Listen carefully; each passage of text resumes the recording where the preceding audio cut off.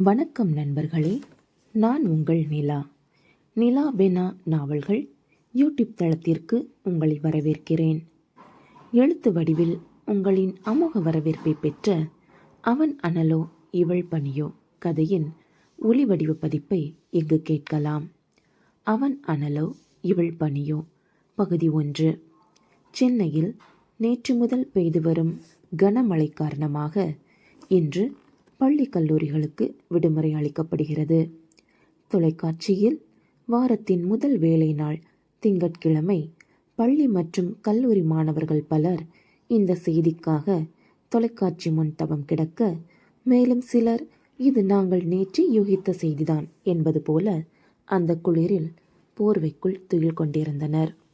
கருமேகத்தினுள் ஒளிந்து நிற்கும் சூரியன் கூட தனது வெப்பத்தை வெளியிட முடியாமல் வெளிச்சத்தை மட்டும் பரப்பிக் கொண்டிருக்க, சூரியமதி என்ற பெயர் கொண்ட அவளோ தன் கண்களால் மழை நீரை எரிமலையாக மாற்றிவிடுவது போல தன் வீட்டு வாசலில் மழையை பார்த்து முறைத்து கொண்டு நின்றிருந்தாள். அதான் டிவி நியூஸ்ல ஸ்கூல் காலேஜுக்கு லீவுன்னு சொல்லிட்டாங்கல்ல, அப்புறம் ஏன் இப்படி விடாமல் கொட்டிட்டு இருக்க? மழை பெஞ்சா ஸ்கூல் காலேஜுக்கு தான் லீவ் விடுவாங்க, வேலைக்கு போகிறவங்களுக்குமா லீவ் விடுவாங்க? நீ இப்படியே உன் வேலையை காட்டிட்டு இருந்தா நான் எப்படி என் வேலையை பார்க்க போகிறது என தன் இனிமையான குரலில் மழையுடன் வாதம் செய்து கொண்டிருந்தாள். அவள் சாதாரணமாக பேசினாலே அத்தனை இனிமையாக இருக்கும். ஏங்கா, நீ இத்தனை கேள்வி கேட்குறியே, மழை உனக்கு ஏதாவது பதில் சொல்லிச்சா? அவளின் தங்கை சத்யா முகத்தில் இருந்த போர்வையை விலக்கிவிட்டு கேட்டாள். அடியே, உனக்கு லீவு விட்டா பேசாம படுத்து தூங்கு, அதை விட்டுட்டு என்கிட்ட வராதே.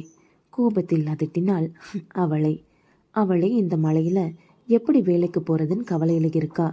நீயும் ஏண்டி அவளை வம்புக்கு இழுக்கிற என தன் இளைய மகளை அதட்டினார் ராதா. பேசாம படு என்றவர் சூர்யாவிடம், இன்னைக்கு ஒரு நாள் லீவு போட்டா என்னம்மா? முடியவே முடியாதுமா, ஏற்கனவே இந்த மாசத்துல 3 நாள் லீவ் ஆயிடுச்சு. இதுக்கு மேலே லீவு போட்டா சம்பளத்துல பிடிப்பாங்க. சரிம்மா, மழை கொஞ்சம் குறைஞ்ச மாதிரி இருக்கு, நான் கிளம்புறேன். இந்த கொடையவாவது பிடிச்சுக்கிட்டு போக வேண்டியதானே அவள் அம்மா கூற, அடிக்கிற காத்துல கொடை பறந்து போச்சுன்னா நானும் கூடவே பறக்க போக வேண்டியதான்.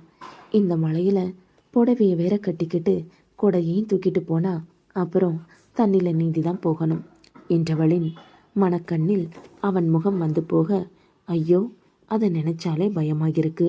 இன்னைக்கு லேட்டா போனா அவ்வளவுதான் மனதில் நினைத்தவள், சரிம்மா, நான் இப்படியே கிளம்புறேன், நேரம் ஆகிடுச்சு என்றவள் தன் முந்தானையை எடுத்து தலையில் போட்டுக்கொண்டு கைப்பையை தனது கைகளுக்குள் கிடுக்கிக் கொண்டு தன் வீட்டின் முன் கணுக்கால் அளவுக்கு தேங்கி கிடக்கும் தண்ணீரில் புடவையை பிடித்து கொண்டபடி மெதுவாக நடந்தாள். ஒரு வழியாக பேருந்து நிறுத்தத்தை வந்து சேர்ந்தாள்.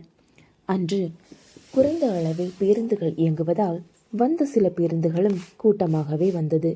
இது வேலைக்கு ஆகாது என எண்ணியவள் அடுத்த பேருந்தில் எப்படியாவது ஏறிவிட வேண்டும் என நினைத்து கொண்டே முந்தானையை எடுத்து இடுப்பில் சொருகிக் கொண்டு அடுத்த பேருந்து வந்ததும் அடித்து பிடித்து அதில் ஏறிக்கொண்டாள். ஒரு வழியாக தான் வேலை செய்யும் இடத்திற்கு வந்து சேர்ந்தாள் சூர்யா.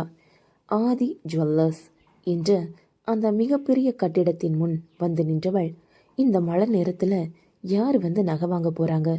இன்னைக்கு ஒரு நாள் லீவு விட்டா என்ன என மனதில் புலம்பினாள். கடையின் கீழ்த்தளத்தில் உள்பகுதியில் வாகனங்கள் பார்க் செய்வதற்கும் முதல் தளம் தங்க நகைகள் மற்றும் 2ஆம் தளம் வெள்ளி நகைகள், 3ஆம் தளம் வைரம் மற்றும் பிளாட்டினம் நகைகள் என ஒவ்வொரு வகை நகைக்கும் தனித்தனி பிரிவினை கொண்ட பெரிய கடை அது. உள்ளே அரண்மனை போன்ற தோற்றத்தில் கம்பீரமாக விளங்கும் அந்த கடையில்தான் சூர்யா வேலை செய்கிறாள்.